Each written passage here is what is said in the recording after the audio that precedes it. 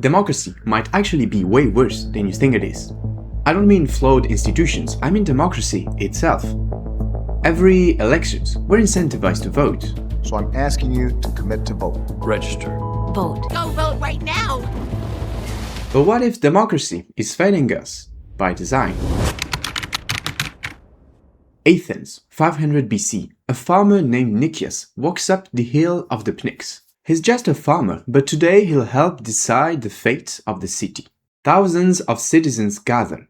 There are no ballots, no experts, just speeches, shouting, and then a show of hands. Should Athens go to war? Nicias raises his hand like everyone else. And that simple gesture decides the fate of an entire civilization. This was democracy at its birth. I mean, it excluded women, foreigners, and slaves, but the core idea was radical. Political power as a collective decision. Modern Western democracies are the descendants of this original idea. We no longer vote every law like in ancient Greece, but each one of us has a say in who will be our next leader. It sounds fair and just, and honestly, it's much better than dictatorship. But we need to evaluate democracy on its own merits. Being better than a dictatorship is like congratulating oneself for beating an 8-year-old in judo. The real question is this: what is democracy supposed to do? Ultimately, it's just a tool, a method for selecting the best leader, especially because it relies on a fundamental assumption that voters are good judges. Between you and me, how informed are you when you go voting? How much have you weighted the arguments of all sides and given every candidate a fair trial? And how much have you consumed TikToks telling you how the other side is stupid or mean? This is our big problem. We are terrible judges. Even simple facts are unknown to voters. Political scientists have been studying voter knowledge since the 40s. The conclusion has never changed. Voters know almost nothing about policy, economics, geography, or even how their own government works. Let's get concrete. In the US, what percentage of the federal budget is dedicated to foreign aid? 3%? 15%? 30% maybe. All these answers are way off, as it is about 1%.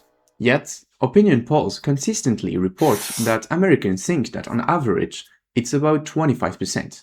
When asked how much it should be, they say 10%, so much higher than what it actually is, but lower than what they think it is. In other words, they support policies that contradict their own stated preferences. I know you like examples, so let me give you another one. What percentage of the total household wealth is owned by the top 1%? In the US, people think it's 60%, while in reality it's closer to 35%. Again, this matters a lot because perception of inequality drives voters' behavior. It's not just that people are bad in history or geography, which is already not great. They are bad in key questions when deciding who will be their next leader. And I wish this was just about Americans. God bless America! But unfortunately, this pattern is consistent across all the Western democracies. And if only the facts were wrong, people are also massively biased. Just to name one bias, voters show extreme case of motivated reasoning. They are not trying to seek truth, but to protect their identity. For instance, here's the famous study about political bias. We say we have a new skin cream that is supposed to make rashes get better. In the first scenario, the new cream doesn't seem to make rashes get better. It's a math problem. You need to calculate the ratio of people who got better compared to people who got worse, with and without the new cream. Symmetrically, in the second scenario, the new cream actually did make things better. In this case, the more someone is numerate, the better he answers. It makes sense, it's a math problem. But what happens when instead of skincare, we talk about gun control? In this new version, the data is exactly the same, it's just the labels that have changed. Instead of rashes getting better or worse, we talk about crime increasing or decreasing. And now, the answers differ widely between liberals and conservatives. When the data doesn't go their way, even the most numerous students only get it right about half of the time. That's insane. That means that the same data shown to people with different political bias will be interpreted very differently. Okay, so we don't know our facts, and we're very biased. But it gets worse. This graph shows the political polarization in Western countries. In one sentence, it has rapidly increased in the last 10 years in almost all places. People have always been tribal. It's a well-studied feature of psychology. However, in the last few decades, this has been massively amplified by social media. Before the internet, people consumed the same handful of newspaper and TV channels. It had its flaws because if the media were biased, you had no way to figure it out. So, the internet and social media were supposed to remove us from this bias. Since you had a huge diversity of opinions, lies couldn't resist the scrutiny of people. Or so we thought. In fact, what happened is that everybody got trapped in his own echo chamber, only watching information of their own side. And the problem is not only fake news, but also mute news. Left-leaning media will completely silence security issues, for example.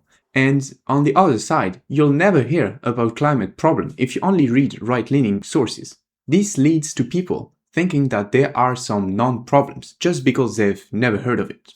And if this wasn't enough, algorithms also push for cheap, short, emotional content. Seriously, how many times have you heard a political commentator saying, "Oh, look at this great argument from the other side"? I bet not a lot. It's more like, look at this stupid liberal, or look at how mean this conservative is. The algorithm triggers the worst in us. It plays with our emotional, impulsive self instead of our rational mind. Is this why I have no views? Anyways, with all this, there is only one pro-democracy argument that could save us all: the wisdom of the crowd.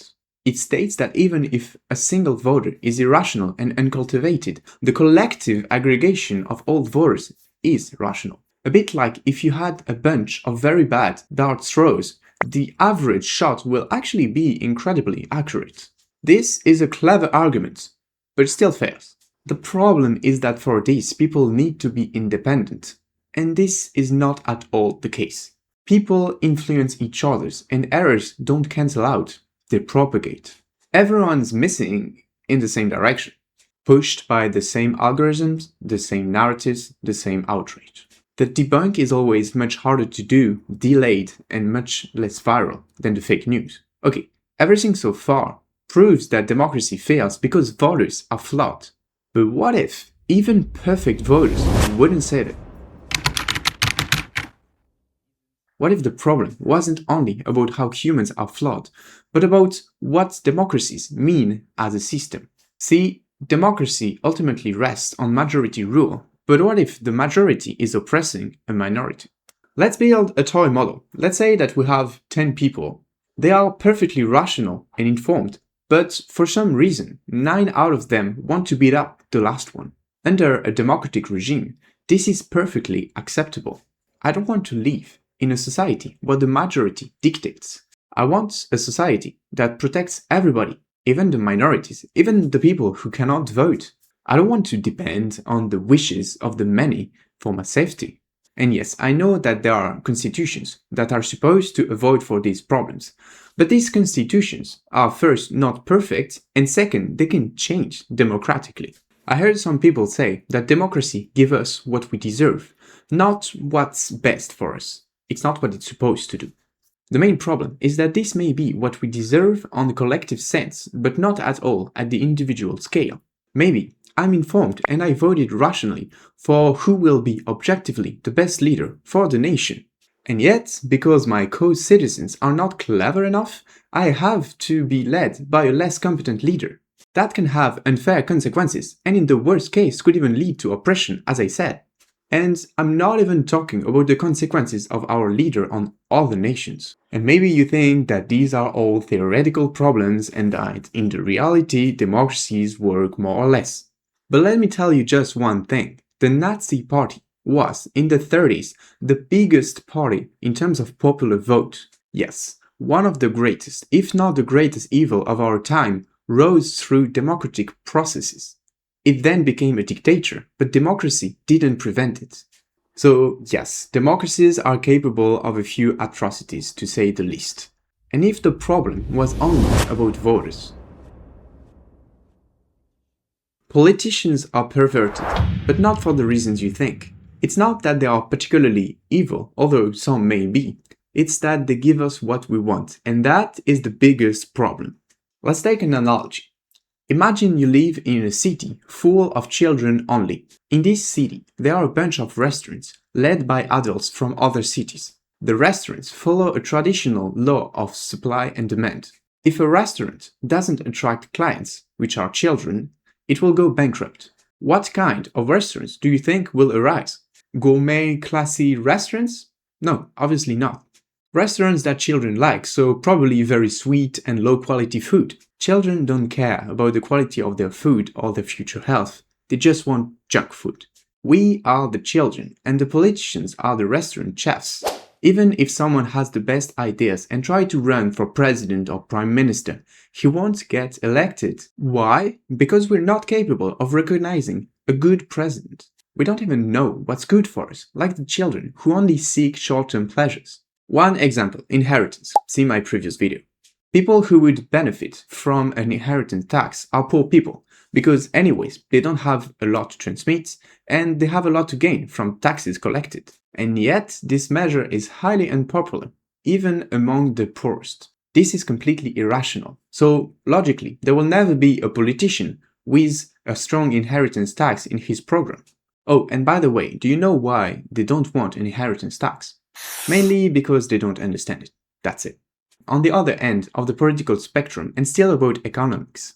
In general, people should want the least amount of price control. On rent, for example. They think landlords can just absorb the loss. In reality, rent control will just induce fewer rental, worse housing quality, higher prices for new renters, and long-term shortage. Economists are near unanimous on this. We can't expect people to understand complex economics and geopolitical powers. These things require more than intuitions based on slogans. Reality is not easy, and that's why we have experts. Just like we don't take kids to evaluate the Michelin stars, we shouldn't ask everybody to evaluate the president. So, let's recap for a second. Voters are uninformed, biased, and irrational. Crowds amplify the mistakes, democracy can legitimize oppression, and politicians end up serving our worst instincts instead of our best interests. And now I know what you're thinking. Okay, smart guy, you're destroying democracy, but what you'll get is just dictatorship. What would you propose that could possibly be better? Well, that's very easy. All you need is just a...